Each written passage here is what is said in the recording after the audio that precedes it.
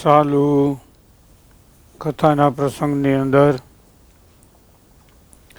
પરમ પૂજ્ય સદગુરુ જોગી સ્વામીની વાતો સાક્ષાત સવિતા ભાગ 1 કિરણ 113 અને પોઈન્ટ નંબર 5. આજની કથાની વાત આવી લલિત લીલાને રંગે ન રાસે પછી ઉલેસી અંધારું ટાળે. 48 11 વચનામત 2 પદ મહારાજ કહ્યું ને, નિત્ય ગાવા મારા હરજી શું હેત ન દિશે તેને ઘેર સીધ જઈએ. બીજું મારા વાલભ શું વાલભ દિશે રે તેનો સંગ કેમ તજીએ રે. એમાં વાત કરી છે સ્વામી કે ભગવાનના ચરિત્ર એમાં આનંદ ન માને. બીજે એટલે ગંગાજીનો કાંઠો છોડી અને નદી છોડી અને માણી જઈને કૂવો ગાળે. લલિત લીલાને રંગે ન રાસે પછી ઉલેસી અંધારું ટાળે. ભગવાનના લીલા ચરિત્ર એની અંદર સુખ ન માને, એમાં આનંદ ન માને. તો એટલે મહારાજ કે આ બે કીર્તન દરરોજ માટે ગાવા, દરરોજ માટે. તો મારા હરજી શું હેત ન દિશે એને ઘેર સીધ જઈએ, એને સંગે સિદ્ધ રહીએ. જ્યાં નહીં આવદાર ત્યાં નહીં અવકાર ત્યાં સિદ્ધ જઈએ. મર વર્ષે કંચન સરખા મેં. જ્યાં આવકાર નથી, આદર નથી, જ્યાં હોનાનો મેં વર્ષે ને તો એ જવાય નહીં. ખબર પડી ગયામાં આ કીર્તનમાં ભગવાનના ચરિત્ર એમાં આનંદ ન માને, બીજા માને. મારા હરજી શું હેત ન દિશે, મારા વાલભજી શું વાલભ દિશે એનો સંગ કેમ તજીએ અને તે વિના બીજા કેને ભજીએ. જોયું એટલે હેત વિનાની વાતો એવી લાગે. હેત હોય તો એની વાત સારી લાગે. સ્વામી બાપા કે કોઈ માણસ હોય આપણી સાથે કેટલો જીવ જોડ્યો છે ને એટલી વાત એને મનાય. વ્યવહાર સંબંધી હોય તો ભલે, અને ભગવાન સંબંધી જે હોય તે.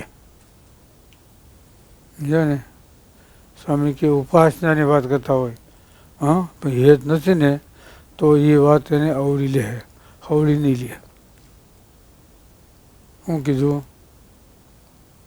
ઉપાસનાની વાત હોય ને એમાં હેત હોય ને તો હવળું લે, નકર અવળું લે. જોયું ને? અને જેટલું હેત હોય એટલી વાત એને મનાય અને એટલું માને. સ્વામી કે આપણે એને ઓળખીએ છીએ, એ આપણે જેટલું ઓળખે ને એટલું કામ થાય. સમજાણું? આપણે એને ઓળખીએ છીએ પણ એ આપણને કેટલું ઓળખે છે એ પ્રમાણે કામ થાય. આ લોકનું પરલોકનું ધામમાં જવું હોય તો સ્વામી કે આપણે આશીર્વાદ દઈએ પણ એને વિશ્વાસ નથી તો શું તમે કરશો? ઘણી વાર થાય. સ્વામી કે આપણે આશીર્વાદ દઈએ પણ એને વિશ્વાસ નથી તો ન થાય. સ્વામી કે આશીર્વાદ લેનાર, આશીર્વાદ દેનાર, એને કેનો આશીર્વાદ છે આ ત્રણ એક થાય ને તો કામ થાય. સમજો ને? આશીર્વાદ આપતા હોય એને ભગવાનનો વિશ્વાસ ના હોય તોય ન થાય. આશીર્વાદ લેવા આવ્યો છે એને વિશ્વાસ ભગવાનનો ન હોય તો ન થાય. ખબર પડી ને? ત્રણ વિભાગ પડ્યા કે એક આશીર્વાદ લેવા છે ને એમાં કેટલા વિભાગ પડ્યા? 3.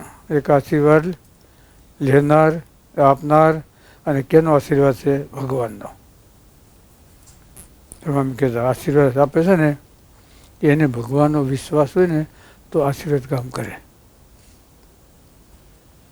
આશીર્વાદ લેવા આવ્યો એને વિશ્વાસ જોઈએ. દેનારો એને ભગવાનનો વિશ્વાસ જોઈએ કે હું આશીર્વાદ દઉં છું, ભગવાન સંભાળી તારું સારું થઈ જાય, એમ એને વિશ્વાસ હોય ને તો બધું થઈ જાય.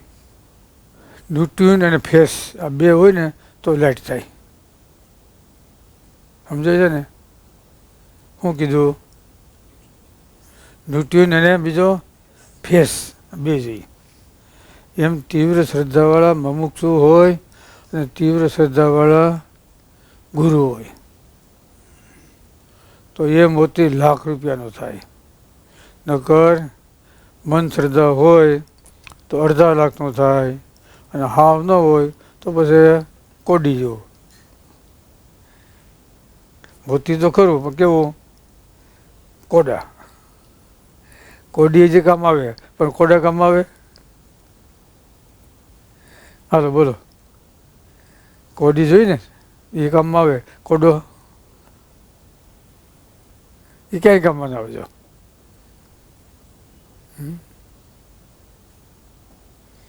એ ક્યાંય કામમાં ના આવે.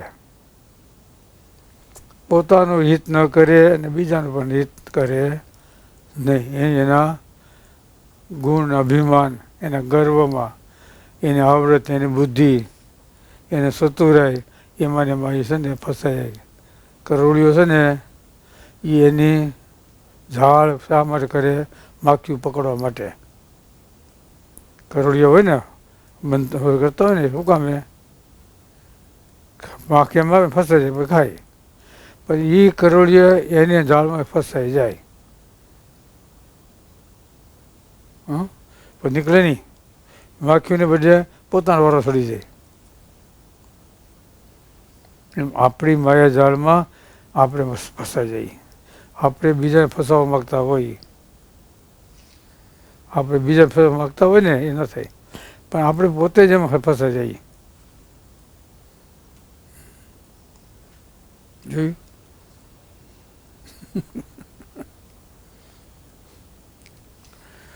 ગુણ છે એ સારા છે ને ગુણ છે એ પણ ક્યારેક દુર્ગુણ થઈ જાય. જો ગુણ છે ને એનું અભિમાન ના આવે તો વાંધો ના આવે, પણ અભિમાન આવે ને તો ગુણ છે એ દોષ થઈ જાય. સ્વામી કે અવગુણ વાળા એને મૂકવા કઠણ ના પડે, ગુણ હોય ને એને સમજાવવો બહુ કઠણ પડે. એનું અભિમાન છોડે નહીં. સમજે ને? એ ન છોડે. અજ્ઞાની મનુષ્યને સમજાવો હેલો, પણ જ્ઞાનીને સમજાવો ને એ બહુ કઠણ પડે. સમજે ને? સ્વામી કે નવા સત્સંગી કરો હારા. સમજે ને? નવા કોરી પાટી હોય ને તમે જેવું લખો એવું આવી જાય, પણ જે પાટી ગંધારી થઈ ગઈ હોય ને એ વખતે ઉગશે નહીં. પછી ઠીકરની પાટી ને પહેલાં, પછી એમાં છે ને ઓલું થઈ જાય અંદર. પછી પથ્થરની પાટી આવતી તો એમાં કલર વહી જતો. મેં સોપડી હોય અમુક સમય થાય ને ઉકળી જાય.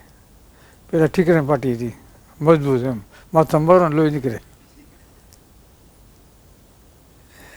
ઠીકરો હતો મજબૂત એ અને પડકે ફેમ બે. બોલો.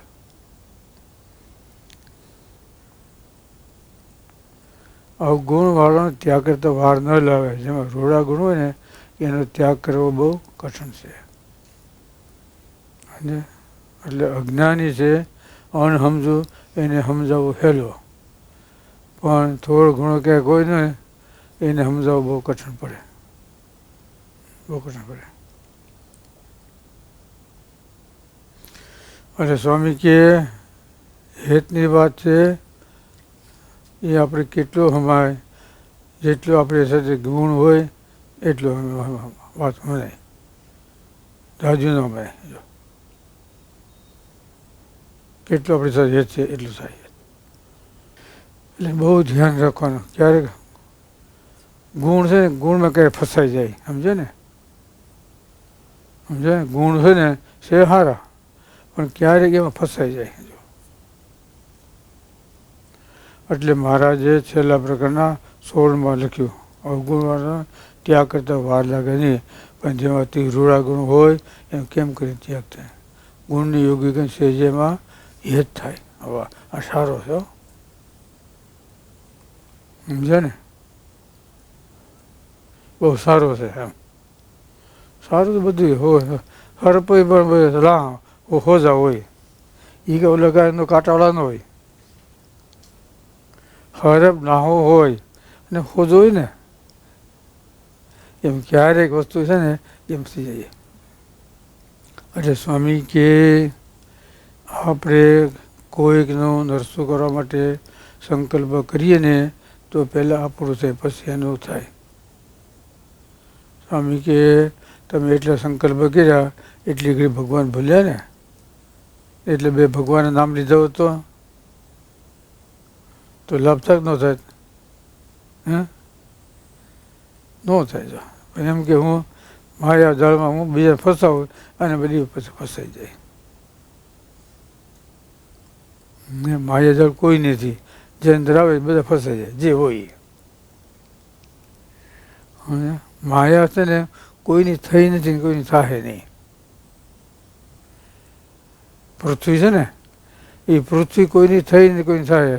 રાજા રામ છે ને એની નહોતી થઈ, રામ ભગવાનની.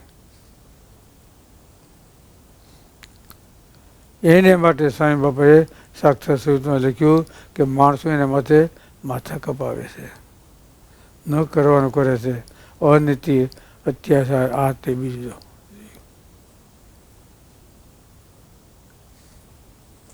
એટલે માયા છે ને કોઈની થઈ નથી અને કોઈની થાય નહીં, સમજે ને, એમ છે. કોઈની થઈ ને કોઈ થાય નહીં. એમ અમુક માણસો હોય ને કોઈને થયા નથી, કોઈને થાય નહીં. કોઈ એનો ગુરુ નથી, કોઈ એનો શિષ્ય નથી. તમને પૂછું, તમે કેના ગુરુ, તમે કેના શિષ્ય? બોલો શું કહે? શિષ્ય એટલે શું કહેવાય? ગુરુની આજ્ઞા એનું વસન પાળતા હોય તો શિષ્ય કહેવાય. ખાલી કહેવા ખાતર નહીં, અમે જોગી સ્વામીના છીએ, જોગી સ્વામીના છીએ એમ નહીં, કરી બતાવવું જોઈએ. જોગી સ્વામીએ શું આજ્ઞા કરીને એ કરી બતાવી તો કહેવાય. બાકી બીજાને કાસ વિનાના સાહમાં પહેરાવવા એ સારું ન કહેવાય. કાસ હશે ને તો દેખાય, પણ ખાલી પ્રેમ હશે ને, ખાલી પ્રેમ, હા, ખાલી પ્રેમ છે ને એમાં ન દેખાય. કાસ અંદર છે ને અડધો નંબર, 2 નંબર, 1.5 નંબર તો કોક દી દેખાય એમ. અત્યારે માણસો છે ને એવા તકલીફ થઈ ગયા ને ખોટા સહમાં પહેરાવી દે. એને વળ તો ન રહે પણ સેવડ ન રહે. ભગવાને ઘીરે સ્વામી કે પ્રકાશ છે, અંધારું નથી, પણ થોડીક વાર લાગે. મોટું પેટ છે ને ભગવાન દરિયા જેવો રહ્યો, હા, દરિયા જેવો રહ્યો ને એટલે બહુ હલે નહીં. દરિયો છે ને ઉછળે ને ત્યારે બધું બોળી મૂકે, ત્યારે બધું બોળી મૂકે. લલિત લીલાને રંગે ન રાસે, પછી ઉલેસી અંધારું ટાળે. તેને ઘેર સિદ્ધ જઈએ, તેને સંગે સિદ્ધને રહીએ. નરસિંહ મહેતાનું કીર્તન. અને બીજું છે મુક્તાન સ્વામીને મારા અરજી શું હેત ન દિશે, તેને ઘેર સિદ્ધ જઈએ, તેને સંગે સિદ્ધ રહીએ. એનું છે નરસિંહ મહેતાનું ઓલું, મારા વાલભ દિશું વાલભ દિશે રે, તેનો સંકેમ થઈએ તે વિના કેને ભજીએ. હા, બોલો. એટલે જીવ મળે ક્યાં, જે ઠેકાણે આપણે હેત હોય ત્યાં. અમુક જગ્યા એવી હોય, તમે મકાન લેવું હોય અને ખોલો ને તો આમાં શાંતિ થઈ જાય. અને એમાં એવું કોઈ ને જ્યાંથી પગદો મન ન થાય અંદર, એવી ખરાબ એવી જગ્યા હોય ને તમને પગદો મન ન થાય. અને અમુક જગ્યા એવી હોય ને તમે પગ મૂકો ને અને તમે શાંતિ થઈ જાય. એમ અમુક ભક્ત એવા હોય જેને આપણે જીવમાં શાંતિ છે, અમુક એવા હોય આપણે ઉદ્યોગ કરાવે, ઉદ્યોગ કરાવે તો હોય તો ખરા. એટલે ગુરુના શ્રી અમે જોગી સ્વામીના શ્રી, જોગી સ્વામીના શ્રી ના નથી, કેવી રીતે એને આપણે સંપૂર્ણ આજ્ઞા પાડવી તો કહેવાય. એને નામે જે બોલવી નથી, એનું કંઈ કરવું નથી. અમે જોગી સ્વામીના શું તમે ધોઈ પીવાના, તમે શું કરો ત્યાં ગુમડી સોપડો, ગુમડી સોપડે થઈ બીજું લઢીને પહેલાં શું કરવું પડે, બાળવા પડે, પછી એનો રાગ થાય, પછી એને મલમ થાય અને પછી કરવું પડે, થાય ને. પહેલાં બાળો, પછી એને રાગ થાય, પછી એને મલમ કહે, પછી એને સોપડાય. એટલે આજની કથાની અંદર વડતાલનું 11નું વચનામૃત બહુ સરસ છે, બહુ સરસ. મહારાજે કીધું આખું વચનામૃત બહુ સરસ છે. સહજાનંદ સ્વામી